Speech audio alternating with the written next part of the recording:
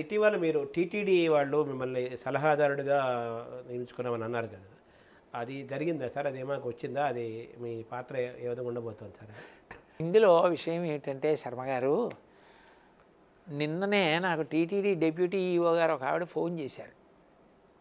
నేను ఆవిడికి చెప్పా, అమ్మా నా మీద అంత నమ్మకంతో అంత గౌరవంతో నన్ను ఇలా ధర్మ ప్రచార పరిషత్తుకి గౌరవ సలహాదారుగా నియమించాలనుకున్నారు.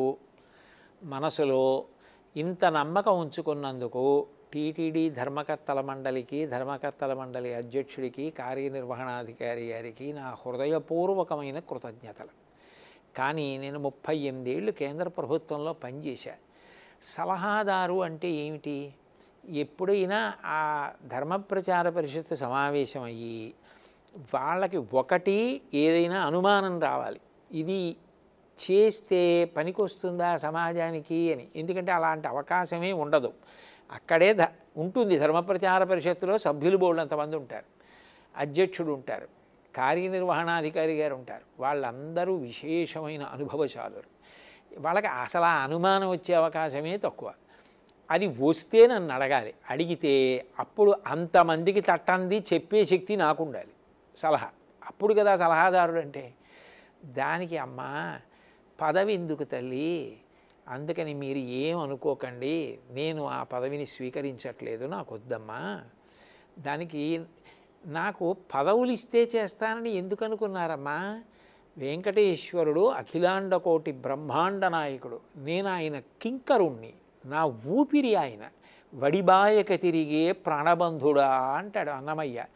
నా ఊపిరి ఆయన, నా ఊపిరి ఆయన సేవలో దేనికైనా పనికొస్తే అది నా జీవితానికి ధన్యత. దానికి నాకు పదవి ఎందుకమ్మా? నాకు ఏ పదవి వద్దు.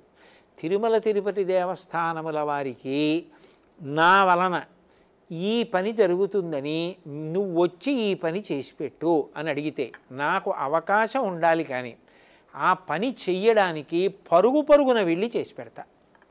దానికి ఈ పదవిలో ఉంటే కోటేశ్వరరావు చేస్తాడన్న మాటే లేదు.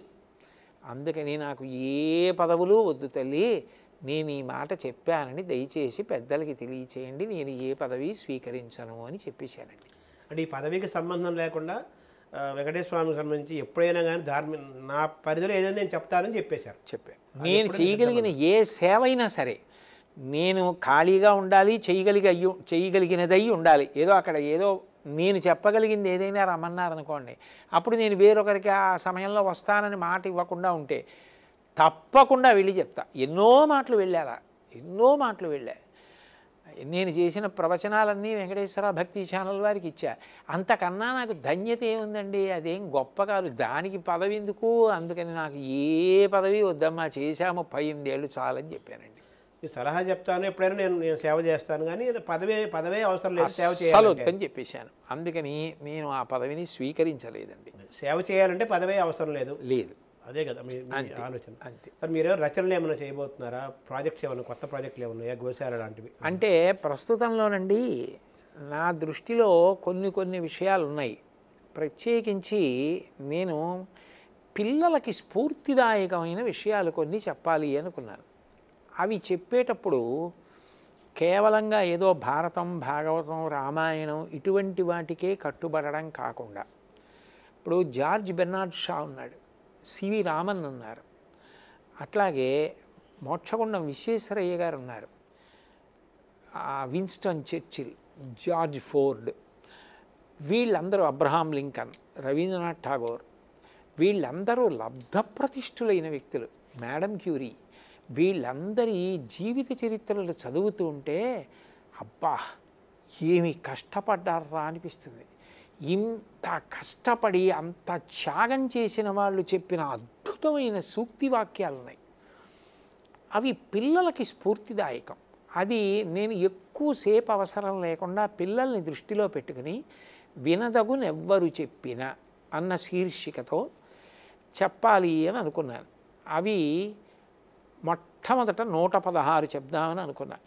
మొన్ననే పూర్తి చేశా. అది ఇప్పటికీ యూట్యూబ్ ఛానల్లో వస్తోందండి. ఆ వినదగునెవ్వరు చెప్పిన అన్నది ఇప్పుడు ఏదో 90-91 నడుస్తోంది. చెప్పడం 116 పూర్తి చేసేసా.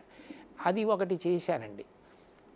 రెండవది పిల్లలకి మార్గదర్శనం చేసేటట్టుగా మంచి విషయాలు ఏవైనా చెయ్యాలి వాళ్ళ కోసము అని ప్రవచనం ఈ దేవాలయాలకి వెళ్ళి సభలకి వెళ్ళి ఎట్లా చేస్తున్నానో అట్లా నా వలన వాళ్ళకి ఏదైనా ఉపకారం కలిగితే వాళ్ళకి వృద్ధిలోకి రావలసిన వాళ్ళు దేశం కోసం నిలబడవలసిన వాళ్ళు కాబట్టి వాళ్ళ ప్రాంగణానికి వెళ్ళి నేను చెప్తూ ఉంటా, కళాశాలలకి పాఠశాలలకి వెడుతుంటా. అది కొంచెం ఎక్కువ చెప్దాం, ఈ ప్రవచనాన్ని తగ్గించి పిల్లలకి చెప్పేవి పెంచుకుందాము అన్నది ఒక ప్రణాళిక.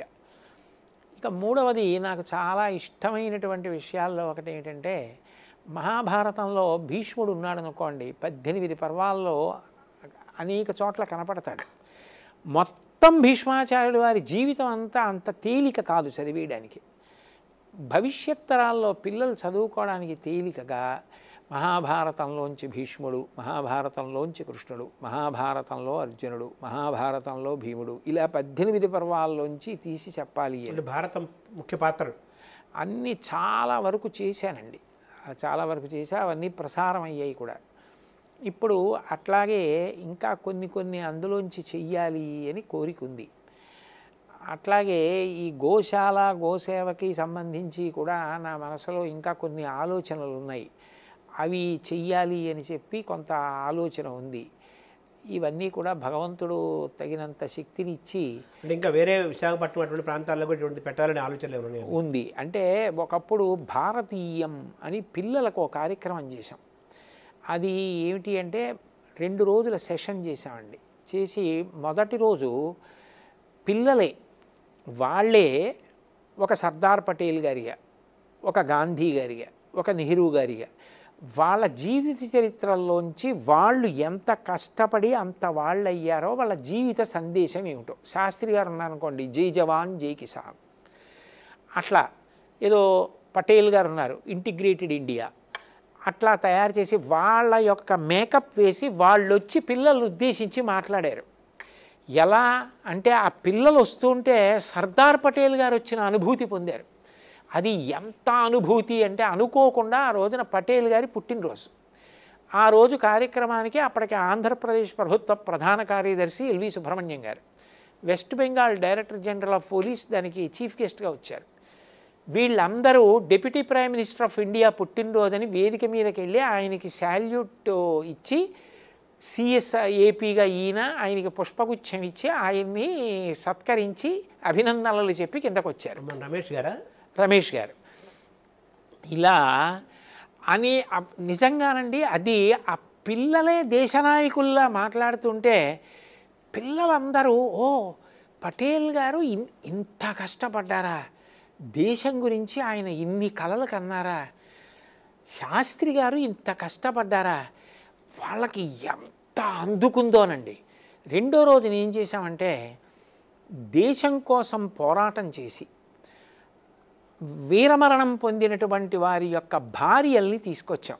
చాలా గౌరవంగా వాళ్ళని, మా తోబుట్టువుల్ని ఎంత గౌరవంగా తీసుకొస్తామో అంత గౌరవంగా తీసుకొచ్చి వాళ్ళని వేదిక మీద కూర్చోపెట్టి ఒక్కొక్కరి భర్త ఈ దేశం కోసం ఎంత కష్టపడి పోరాటం చేస్తూ మరణించారు చెప్పి వారిని సత్కరించాం. మీరు చెప్తే నమ్మరు శర్మగారు, పిల్లలందరికీ రోమాంచితమైపోయి దేశభక్తితో ఊగిపోయి వాళ్ళందరూ అట్లా నిలబడి వాళ్ళందరికీ పూర్తి అయిపోయిన తర్వాత ఆ కార్యక్రమం జనగణమన జరుగుతుంటే దీపాలు చేత్తో పట్టుకుని ఉర్రు తొలగిపోయారండి దేశభక్తితో. భారతీయం అన్న పేరుతో చేశాం. భారతమాత యొక్క విగ్రహాన్ని తయారు చేయించి మహానుభావుడు మా గురువుగారు శివ సాన్నిధ్యంలో ఉండుంటారు. ఆయన భారతమాత మీద 108 నామాలు నేను రాస్తే వాటిని పరిష్కారం చేశారు. అష్టోత్తర శతనామావళితో భారతమాతకి పూజ చేశాం. గోమాతలాగా భారతమాతకి 108 నామాలతో పూజ చేసి గొప్ప గొప్ప హారతులు, అంటే త్రివిధ దళాధిపతులు, చక్రవర్తులు, సప్తద్వీపాలు ఇవన్నీ ఇస్తున్నట్టుగా సంగీతంతో కలిపి హారతులు ఇచ్చాం. వాళ్ళకి భారతదేశ ఔన్నత్యం, ఈ దేశ నాయకులు, ఎంతంత గొప్పవాళ్ళు. ఒకళ్ళు ఎంఎస్ సుబ్బలక్ష్మి వేశారు, ఒకళ్ళు దుర్గాబాయి దేశ్ముఖ్ వేశారు, ఒకళ్ళు తరిగొండ వెంగమాంబ గారు వేశారు. వాళ్ళే పిల్లలే పాత్రలు వేసి మేకప్ వేసుకొచ్చి మాట్లాడేవారు. వాళ్ళకి ఎంత హత్తుకుందోనండి.